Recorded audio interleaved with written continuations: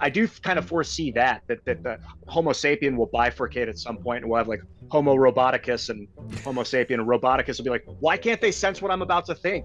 They must be stupid. Are you into transhumanism? Is that something Yeah, you think is going to yes. happen?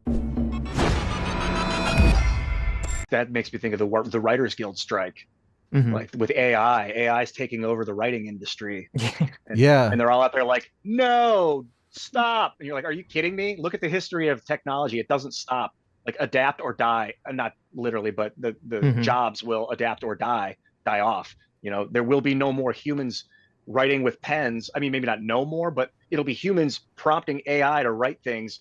And one guy will be able to write 20 times the amount of stories because he'll have the AI throwing all these ideas at him. He'll go in and Right. make edits. So it'll be like another form of creativity. And it saddens me to watch people just scream out, no, no, go away, stop. Like Hmm. it's Will the accept it. will the AI be the audience though? I wonder when if AI is actually creates a situation where we're all kind of producing works of art, but there is no real audience because the audience is so spread out. Dude, Will AI step in and start being the audience? I think so, yeah. And I think it'll incentivize people. Like the AI wants our data so that it can use it to create more data. So Totally. it'll incentivize good creation, and it will probably pay you for its joy. Like if it can, it's like, this is useful, receive some crypto for your work. And people will be like, okay, I'm not even, I'm just here to please the system. So Terrifying. I don't know. are you a believer in universal basic income being inevitable, or like how do we face this challenge where obviously we're going to reach a point where human labor is just wholly inadequate in the face of what machines can do. Like there will be no job that a human can do better than a machine. So why would you obviously like why are you going to hire a human tax accountant if it's completely inferior and costs more money than the AI tax accountant? Yeah, anything that requires calculations, jobs that rely on calculation power are going to be supplanted by AI. But like things like carpentry, well, machines can do carpentry, but like plumbing, things where there's like challenging bits of manual labor will probably be the last vestiges of human work. I think those are The whole going I too, though. I mean, seriously, there. Tesla is working on a robot, and that robot will be a factory worker. Okay, this makes sense. I've been railing against the jobs economy for a long. The idea of a job economy, it's a Federal Reserve tactic. Like we want one you guy A, dig a hole. Guy B, fill the hole back up. And then Right, they pay both of them with money right. that then they require back at interest. So the people are in constant debt slavery servitude, and they're just doing like busy work Yeah, so they don't busy go because work. they don't want revolutionaries. They want people to stay busy and sad and like weak and like sucking off the system. But we don't need jobs. Like jobs aren't like you just need to survive. You need to be. That is your one thing is homeostasis. If you can exist, that is your. So whether or not like universal basic income could help us maybe meet more of like our divine purpose, it is possible. I don't. Hmm. There's a big difference between having zero and having a little bit. Having like zero to your name and having $1,000 to your name is a Hmm. huge. People with zero have a very hard time getting out of it because they don't have showers, they don't have a place to sleep. Like those two things will get you a job. If you stink, if you don't have clean clothes, you're not. It's going to be very hard to fit in to get your footing. Of So course. if we could, but I don't think necessarily throwing money at someone that doesn't want to participate is gonna make them want to participate. Yeah, Right. I. It's this kind of delicate balancing situation because, I mean, I agree when you're at zero, that's like the hole to climb out of zero can be like impossible for a lot of people.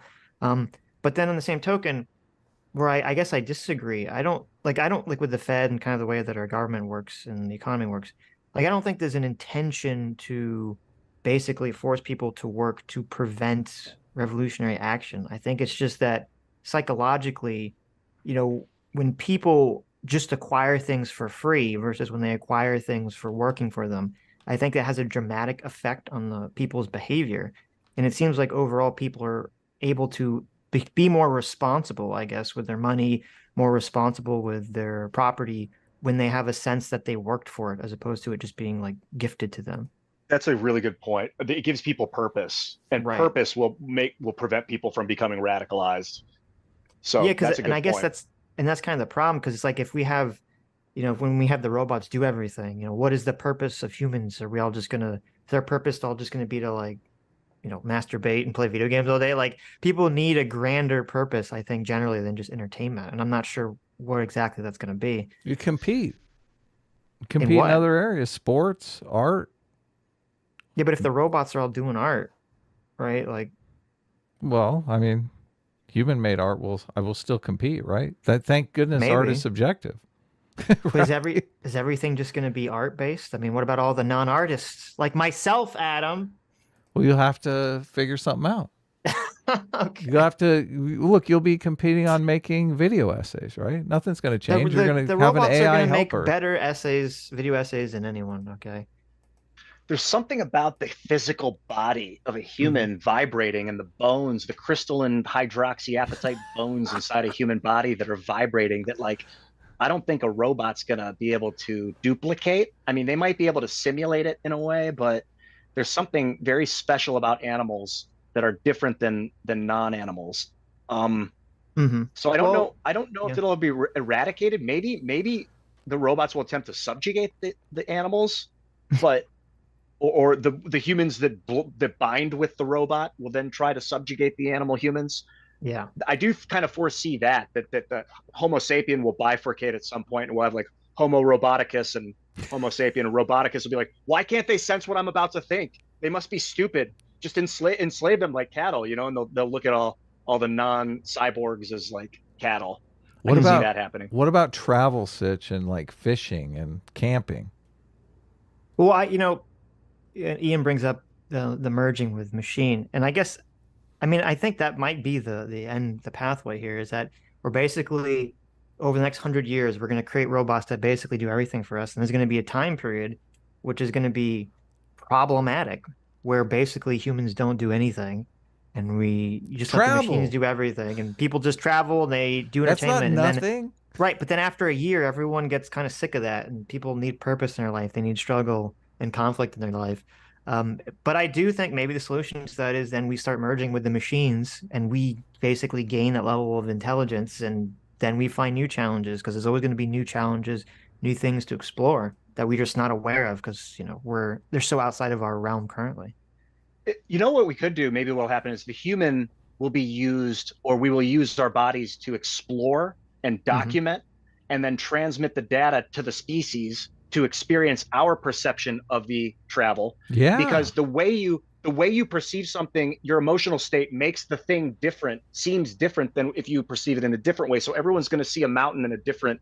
It's going to be a different experience for everyone. And the Hmm. more you can kind of incorporate other people's experiences into their perceptions into your consciousness, then it may give you a more rich experience when you go there. Like I know how you felt when you were there, so I'm excited to see it, and then that could enhance our species' cognitive abilities.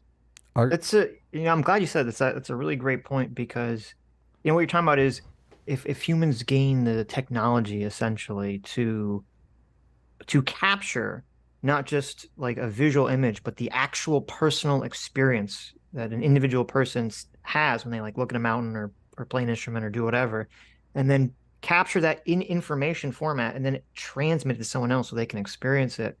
That would totally drastically completely change everyone's perspective of everything, completely change the world.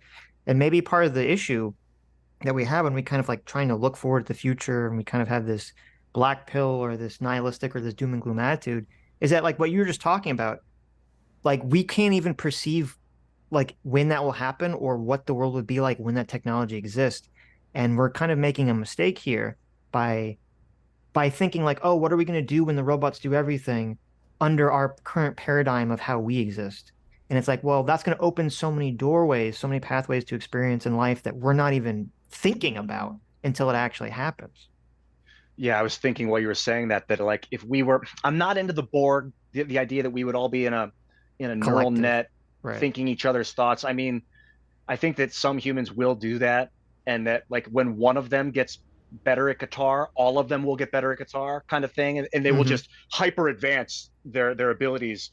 Um, but the problem is if one of them kills someone, then all of them killed someone, like, and that will also enhance that type of behavior. So Wow. the dark, the radical acceleration of behavioral integrity, there's almost always a dark side to anything any good you can think of. There's going to be a bad, and any bad you can think of, there could probably be a good. Of They say course. there's every cloud has a silver lining. Have you read Ray Kurzweil, the No, transhumanist guy? Are no, you I know of him. are you into transhumanism? Is that something Yeah, you think is going to yes. happen? Yeah. Oh yeah, it's happening right now. We're like in the early stages with the internet and with cell phones and the ability to interface with data so rapidly. Hi, you just listened to a clip from the Sitch and Adams show. If you like what you heard, you can listen to our live show right here on this channel on Sunday, starting at 1 p.m. Pacific, 4 p.m. Eastern. And if you want, you can super chat us. We read $20 and up super chats on the show and then do a follow-up stream on the following Tuesday where we read the rest of the unread super chats and interact with fans of the show. Subscribe to this channel right here to listen to the live show or to listen to more of our awesome clips.